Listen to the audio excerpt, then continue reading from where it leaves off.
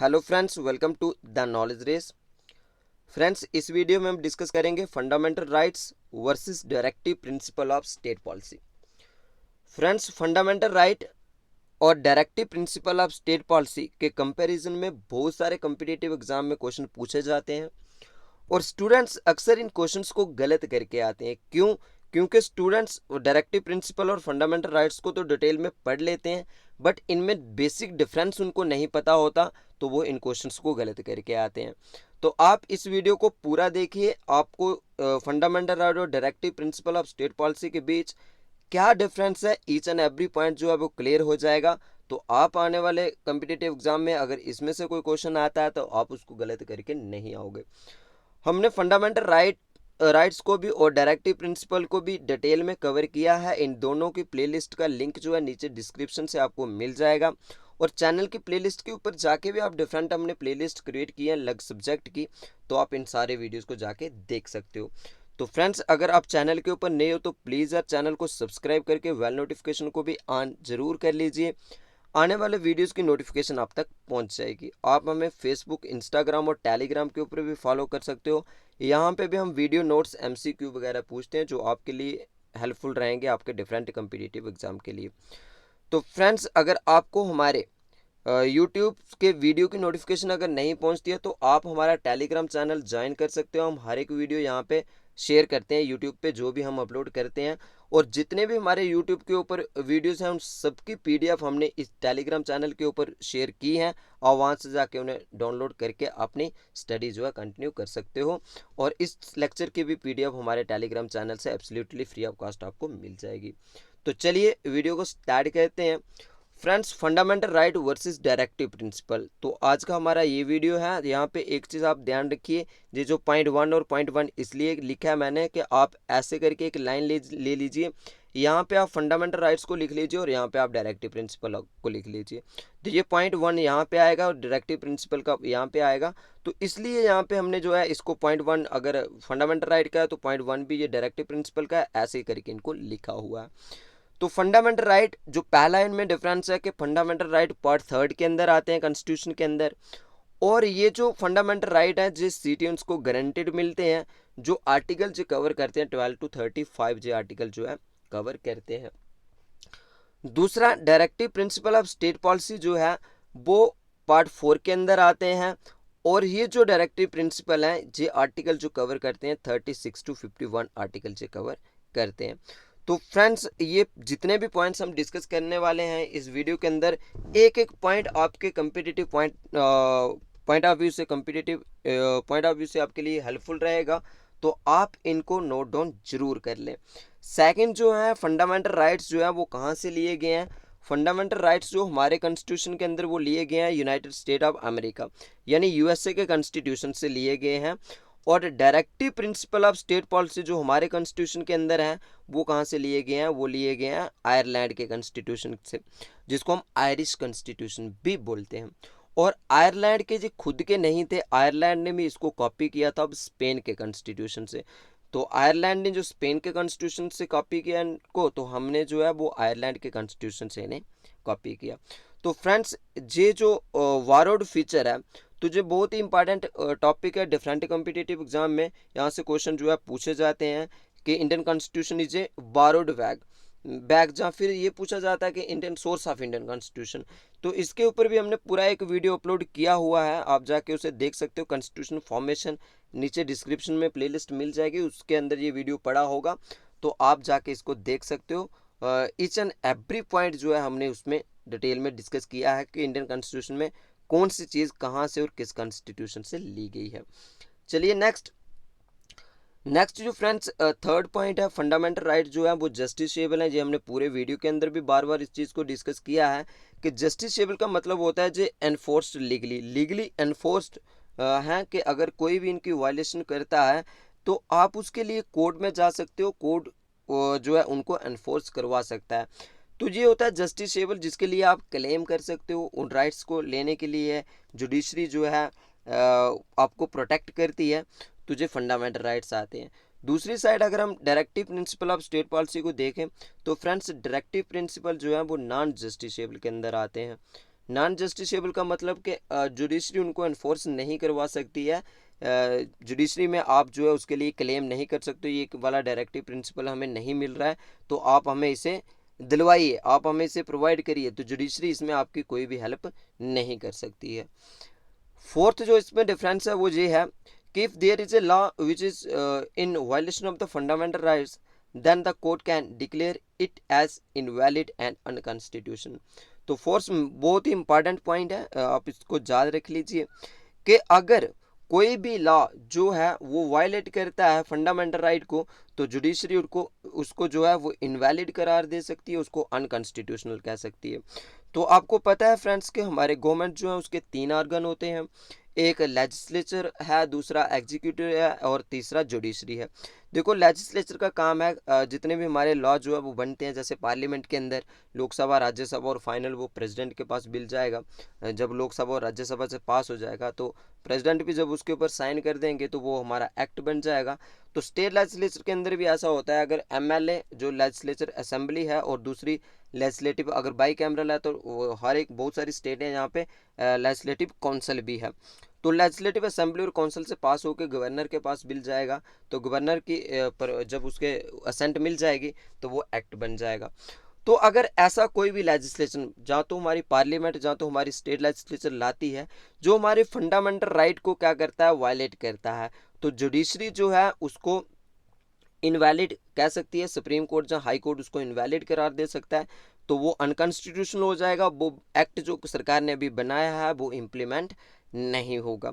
दूसरा नेक्स्ट इसमें जो अगर डायरेक्टिव प्रिंसिपल की अगर हम ये बात करें तो डायरेक्टिव प्रिंसिपल अगर कोई भी वायलेशन डायरेक्टिव प्रिंसिपल की होती है, सरकार कोई ऐसा नियम कानून लाती है, कोई लेजिस्लेशन ऐसी लाती है जो हमारे डायरेक्टिव प्रिंसिपल को वायलेट करता हो, तो ऐसे केस में कोर्ट जो है उसको इनवैलिड या अनकॉन्स्टिट्यूशनल जो है वो एक्ट को नहीं कह सकता, क्योंकि डायरेक्टिव प्रिंसिपल जो है वो लीगली एनफोर्स एबल नहीं है। तो इसलिए जो है अगर violation directive principle of state policy की होती है तो कोर्ट उसमें कुछ नहीं कर सकता, अनकॉन्स्टिट्यूशनल नहीं कह सकता और लॉ जो है वो इनवैलिड भी नहीं होगा। लेकिन ये केस जो है फंडामेंटल राइट के साथ होता है, अगर कोई भी ऐसा लेजिस्लेशन सरकार लाती है जो हमारे फंडामेंटल राइट को वायलेट करता हो, तो सुप्रीम कोर्ट या हाई कोर्ट जो उसे इनवैलिड या अनकॉन्स्टिट्यूशनल करार दे सकता है। नेक्स्ट आ गया फंडामेंटल राइट्स। फंडामेंटल राइट्स जो हैं are sometime consider as a kind of restrictions imposed on the state. तो फंडामेंटल राइट जो है वो स्टेट के ऊपर रिस्ट्रिक्शन लगाते हैं। तो आप एक पॉइंट यहाँ पे लिख लीजिए कि फंडामेंटल राइट जो है वो नेगेटिव इन कैरेक्टर है, नेगेटिव इन नेचर है, क्योंकि फंडामेंटल राइट्स जो है नेगेटिव का मतलब कि जिस स्टेट को रिस्ट्रिक्ट करते हैं, स्टेट के ऊपर पाबंदी लगाते हैं कि आप ये नहीं कर सकते हो। तो ये फंडामेंटल राइट जो है स्टेट को ये कहते हैं कि आप ये चीज़ें नहीं कर सकते हो, जैसा अभी हमने इस केस में देखा जो फोर्थ पॉइंट में, अगर कोई भी सरकार जो है ऐसा कॉन्स्टिट्यूशन मतलब ऐसा कोई भी लेजिस्लेशन कोई बिल लाती है तो अगर वो वायलेट करता है फंडामेंटल राइट को तो सुप्रीम कोर्ट या हाई कोर्ट उसे अनकॉन्स्टिट्यूशनल कहता है। तो ये क्या है, ये रिस्ट्रिक्शन है जो स्टेट के ऊपर लगती है और इसलिए ये जो है नेगेटिव इन कैरेक्टर है, यानी स्टेट को ये रोकते हैं कि आप ये नहीं कर सकते हो। दूसरी साइड डायरेक्टिव प्रिंसिपल जो है वो डायरेक्शन देते हैं गवर्नमेंट को कि help in achieving some particular objectives. तो डायरेक्टिव प्रिंसिपल जो है वो पॉजिटिव इन कैरेक्टर है, पॉजिटिव इन नेचर है, क्योंकि जो स्टेट को ये कहते हैं कि आप ये कर सकते हो, और फंडामेंटल राइट जो है वो स्टेट को ये कहते हैं कि आप ये नहीं कर सकते हो। तो इसलिए जो डायरेक्टिव प्रिंसिपल स्टेट पॉलिसी है वो रिस्ट्रिक्शन नहीं लगाते हैं और ये वेलफेयर एक्टिविटीज़ के अंदर आते हैं, जो स्टेट मतलब गवर्नमेंट को जो हेल्प करते हैं कि आप इस तरीके के लेजिस्लेशन लाइए और achieve some particular objectives. Next जो पार्ट है, नेक्स्ट जो डिफरेंस है इसके अंदर वो ये है कि fundamental rights can be suspended. Fundamental right जो है वो सस्पेंड होते हैं ड्यूरिंग द नेशनल इमरजेंसी। ये भी हमने फंडामेंटल राइट के लेक्चर नंबर 1 के अंदर डिटेल में डिस्कस किया हुआ है कि कौन सा आर्टिकल जो है, किस आर्टिकल के अंदर फंडामेंटल राइट का कौन सा आर्टिकल जो है सस्पेंड होता है, कौन से नहीं होते हैं। ईच एंड एवरी पॉइंट हमने जो है डिस्कस किया है, वो अब मैं यहाँ पे डिस्कस नहीं करूँगा क्योंकि वीडियो जो बहुत लंबी हो जाएगी। आप फंडामेंटल राइट का लेक्चर नंबर 1 जो है वो देख सकते हो। तो फंडामेंटल राइट जो है वो सस्पेंड होते हैं, यानी एब्सोल्यूट नहीं है, जो क्वालिफाइड इन नेचर है। ये भी पूछा जाता है कई बार क्वेश्चन के fundamental right is a absolute और क्वालिफाइड। तो एब्सोल्यूट होता है कि हर एक कंडीशन में वो लागू हो, बट फंडामेंटल राइट जो है वो हर एक कंडीशन में लागू नहीं होते हैं, इसलिए वो क्वालिफाइड इन नेचर है। जैसा सर्कमस्टेंसेस होंगे, जैसे हालात होंगे, उस तरीके से फंडामेंटल राइट जो है हमें मिलेंगे। तो जो नेशनल इमरजेंसी के टाइम फंडामेंटल राइट जो है वो सस्पेंड हो जाते हैं, और उस टाइम पे but right granted under article 20 and 21 जो है वो सस्पेंड नहीं होते हैं, वो नेशनल इमरजेंसी में भी लागू रहते हैं। 21 और 21 जो है, जो डिटेल में फंडामेंटल राइट का लेक्चर नंबर में भी 3 है, उसके अंदर डिटेल में डिस्कस किया हुआ है, तो आप एक एक पॉइंट जो है वहाँ से जाके पढ़ सकते हो। तो दूसरा डायरेक्टिव प्रिंसिपल जो है वो कभी भी सस्पेंड नहीं होते हैं, कैसे भी हालात हो, नेशनल इमरजेंसी हो, कुछ भी हो, तो डायरेक्टिव प्रिंसिपल जो है वो हर एक हालत में, हर एक सर्कमस्टेंसेस में जो लागू रहते हैं, जो कभी भी सस्पेंड नहीं होते हैं। नेक्स्ट जो है इसमें 7th डिफरेंस ये है कि welfare of each and every citizen is promoted through the fundamental rights. तो यहाँ पे एक चीज़ आप याद रख लीजिए, फंडामेंटल राइट जो है वो इंडिविजुअल इन नेचर है, यानी person to person fundamental right मिलते हैं, एक एक की प्रोटेक्शन जो फंडामेंटल राइट करता है। अगर आर्टिकल 14 जैसे राइट टू इक्वालिटी है, तो आप कोई भी आपके साथ जो है आपके धर्म, जाति, कास्ट, किसी के ऊपर भी आपके साथ भेदभाव नहीं कर सकता। 15 जो डिस्क्रिमिनेशन की बात करता है, 17 जो अनटचेबिलिटी की बात करता है।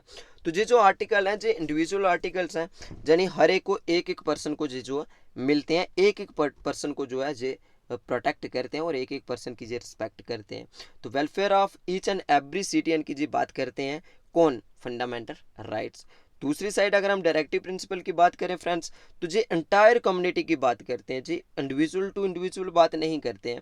Is fosters with the help of directive principles. एक एग्जांपल आपको दे दूं मैं कि फंडामेंटल राइट, मान लो कि आपके साथ कोई डिस्क्रिमिनेट करता है आपके धर्म के ऊपर, आपके जाति के ऊपर, तो आप कोर्ट में जा सकते हो। आर्टिकल 15 आपको प्रोटेक्शन देता है कि कोई भी आपके साथ डिस्क्रिमिनेट नहीं हो सकता on the basis of your cast, colour, creed, place of birth, sex, इस तरीके से एक एक इंडिविजुअल को जो प्रोटेक्ट करता है। लेकिन यहाँ पे अगर हम डायरेक्टिव प्रिंसिपल की बात करें तो जो एंटायर कम्युनिटी को मिलते हैं, यानी सरकार इस तरीके से कोई भी नियम कानून नहीं बना सकती है कि भाई एक पूरा बहुत बड़ा एरिया है तो उसमें एक ही घर में बिजली देनी है, बाकी वालों को नहीं देनी है, एक ही घर में पानी पहुंचाना है, बाकी वालों में नहीं पहुंचाना है, एक ही घर के लिए रोड बनाना है, बाकी वालों के लिए नहीं बनाना है। चाहे एक रोड एक घर को दे दिया तो उसमें जो है बाकी वाला कोई गाड़ी नहीं चला सकता है। तो ये जो है इंडिविजुअल को नहीं बल्कि पूरी एंटायर कम्युनिटी को जो प्रोटेक्ट करते हैं। सरकार को ऐसे नियम कानून बनाने हैं जो सबके हित के लिए हो, ऐसे वेलफेयर की एक्टिविटीज़ जो है, वेलफेयर के काम जो है वो सरकार को पूरी एंटायर कम्युनिटी के लिए करने हैं। तुझे डीपीएसपी सरकार को इंस्ट्रक्शन देती है। नेक्स्ट जो 8th पॉइंट है, as per the law violation of fundamental right is punishable. तो लॉ ये कहता है कि अगर फंडामेंटल राइट की वायलेशन होती है, कोई भी वायलेट करता है फंडामेंटल राइट को, आपके साथ कोई भी आपका फंडामेंटल राइट हनन होता है, जहाँ उसको वायलेट करता है, तो you can go to the judiciary for enforcement of that particular right. तो ये क्या है, जो वायलेशन होगी वो एज पर द लॉ वो क्या होगी, पनिशेबल होगी, उसको सज़ा मिल सकती है जो भी आपका फंडामेंटल राइट जो है वायलेट कर रहा है। बट नेक्स्ट ये आता है कि वायलेशन ऑफ डायरेक्टिव प्रिंसिपल अगर हम बात करें तो डायरेक्टिव प्रिंसिपल जो है वो पनिशेबल नहीं होते। अगर कोई भी डायरेक्टिव प्रिंसिपल आपका वायलेट होता है तो वो क्राइम की कैटेगरी में नहीं आता है। तो ये इसमें डिफरेंस है। नेक्स्ट आता है कि the basic right that granted to the citizen by the constitution of India that are the fundamental right. तो फंडामेंटल राइट जो है वो बेसिक राइट हैं जो ग्रांटेड मिलते हैं, यानी लीगली भी इन्फोर्सेबल हैं, तो ग्रांटेड हर एक को जो मिलते हैं। तो जो बेसिक स्ट्रक्चर के अंदर आता है फंडामेंटल राइट जो है, these are the basic structure of Indian constitution के अंदर आता है। तो दूसरी साइड जो है अगर हम डायरेक्टिव प्रिंसिपल की बात करें तो ये क्या है, Indian constitutions are the guidelines है, क्योंकि डायरेक्टिव प्रिंसिपल पूरी की पूरी गाइडलाइंस हैं जो किसको मिलती हैं, जो सरकार को दी जाती हैं, followed by the government while framing the policies. जब भी सरकार जो है पॉलिसीज बना रही होती है तो इसको ये डायरेक्टिव प्रिंसिपल जो है वो फॉलो करने हैं, इनके हिसाब से लोगों के लिए काम जो है करने, वेलफेयर एक्टिविटीज़ करनी है जो डायरेक्टिव प्रिंसिपल ने गाइडलाइंस दी हैं। नेक्स्ट और लास्ट पॉइंट इस लेक्चर का वो ये है कि fundamental rights do not need any legislation for their implementations, they are automatically enforce. तो फंडामेंटल राइट जो हैं वो लीगली ये हैं कि ऑटोमेटिकली वो इन्फोर्स हो जाते हैं। ऐसा नहीं है कि आपका फंडामेंटल राइट जो है इन्फोर्स करना तो आप सरकार को एक उसके लिए स्पेशल जो है एक लॉ बनाना पड़ेगा, बिल लेके आना पड़ेगा, लोकसभा राज्यसभा से उसे पास करवाना पड़ेगा, जहाँ स्टेट लेजिस्लेचर से पास करवा के, जहाँ गवर्नर जहाँ फिर प्रेसिडेंट के जो है, अगर सेंट्रल लेवल पे है तो प्रेसिडेंट के साइन होंगे, अगर स्टेट लेवल पे है तो गवर्नर के होंगे। तो इस तरीके की कोई भी बिल या कानून बनाने की सरकार को ज़रूरत नहीं है, क्योंकि फंडामेंटल राइट जो है वो ऑटोमेटिकली जो है वो इम्प्लीमेंटेड है। तो इसलिए किसी भी तरीके की कोई भी लेजिस्लेशन की ज़रूरत यहाँ पे नहीं होती। बट सरकार को अगर डीपीएसपी को लागू करना है तो यहाँ पे उन्हें क्या करना पड़ेगा, ये ऑटोमेटिकली लागू नहीं होते हैं, इसके लिए लेजिस्लेशन की ज़रूरत पड़ती है। लेजिस्लेशन यानी नया बिल लाना पड़ेगा, कानून बनाना पड़ेगा तो फिर लागू होगा।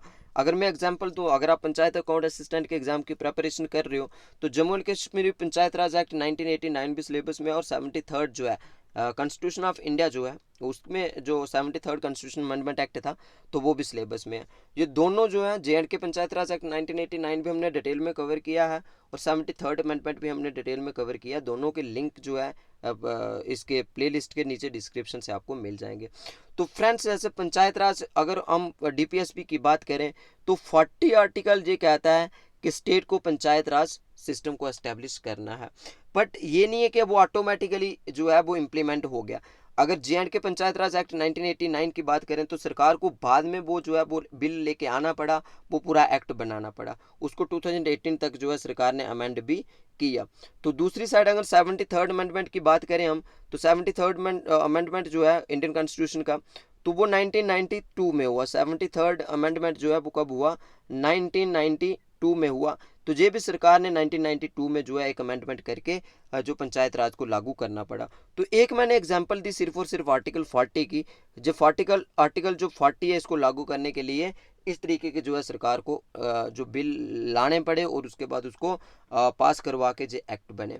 तो ऐसा ही अगर हम फंडामेंटल राइट के साथ देखें तो कोई भी ऐसा नहीं है कि आर्टिकल 14 को लागू करने के लिए सरकार को अलग से बिल बनाना पड़ेगा, आर्टिकल 15 को लागू करने के लिए अलग से बिल बनाना पड़ेगा, तो ये ऑटोमेटिकली क्या होंगे, ये एनफोर्स होंगे। तो ये था फ्रेंड्स पूरा लेक्चर, इनमें बेसिक डिफरेंस। उम्मीद करता हूँ कि आपको ये लेक्चर पसंद आया होगा। अगर लेक्चर पसंद आया तो वीडियो को लाइक शेयर जरूर कर लीजिए और नीचे कमेंट में भी ज़रूर बताएंगे आपको ये लेक्चर कैसा लगा और आपके लिए ये कितना हेल्पफुल था। अगर चैनल के ऊपर नए हैं तो जल्दी से चैनल को सब्सक्राइब करके भी बेल नोटिफिकेशन को ऑन कर दीजिए, आने वाले वीडियोज़ की नोटिफिकेशन आप तक पहुँच जाएगी। Thanks for watching.